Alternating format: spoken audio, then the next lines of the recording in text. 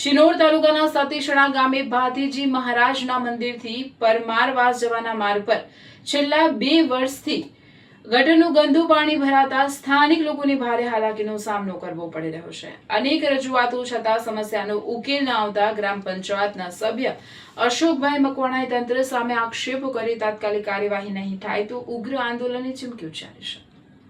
શિનોર તાલુકાના સતીશણા ગામમાં આવેલા ભાતીજી મહારાજના મંદિરથી પરમારવાસ તરફ જતો માર્ગ સ્થાનિક લોકો માટે અવરજવરનો મુખ્ય રસ્તો છે। જો કે છેલ્લા અંદાજે 2 વર્ષથી આ માર્ગ પર ગટર લાઇન બ્લોકેજ થતા ગટરનું ગંદુ પાણી સતત ભરાઈ રહે છે, જેના કારણે રાહદારીઓ, મહિલાઓ, વૃદ્ધો અને બાળકોને ભારે મુશ્કેલીનો સામનો કરવો પડી રહ્યો છે।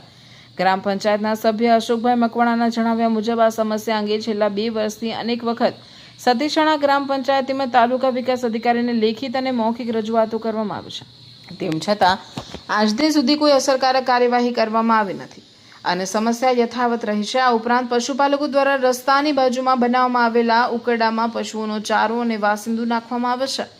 વરસાદી પાણી સાથે આ કચરો રસ્તા પર આવી જતા ગટરનું ગંદુ પાણી અને કચરો ભેગા થઈ જતા દુર્ગંધ ફેલાઈ રહી છે, તેમજ લોકો માટે માર્ગ પરથી પસાર થવું વધુ મુશ્કેલ બની રહ્યું છે।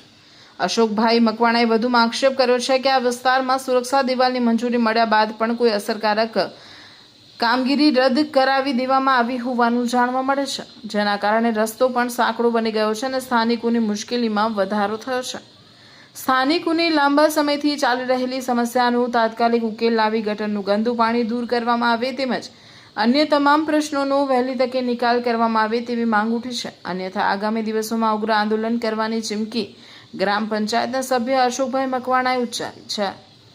શું નામ છે આપણું, શું સમસ્યા છે? અશોકભાઈ ડાયાભાઈ મકવાણા, સતીશણા ગ્રામ પંચાયત। પરમારવાસમાં આવવાના રસ્તામાં છેલ્લા કેટલા સમયથી પાણીની સમસ્યા છે। રોડ પર જ આવે છે પાણી। પંચાયતને કીધું કે વાટો કરવાનો છે તો તે બી એ કરતા નથી। બાજુમાં રબારી લોકોનું ઘર આવેલું છે, એ લોકો છાણવા છે તું જે નાખતા હોય તે ચોમાસાના અભાવે વરસાદ પડે છે એટલે નીચે બધું દસડીને આવે છે। ઉપર એ લોકોનું મકાન ટેકરા પર છે। દિવાલ આપણે મંજૂર કરાવડાવેલી હતી પણ ખબર નહીં કોણે કેન્સલ કરાવડાવી। ત્યાર પછી કેટલી વખત ઠરાવો કરીને આપેલા, ટીડીઓ સાહેબને બી જાણ કરેલી છે, છતાં પણ આનો કોઈ નિકાલ આવતો નથી। હું કહું છું કે તાત્કાલિક ધોરણે આનો નિકાલ આવવો જોઈએ, નહીં તો આગળ ઉગ્ર આંદોલન કરવામાં આવશે।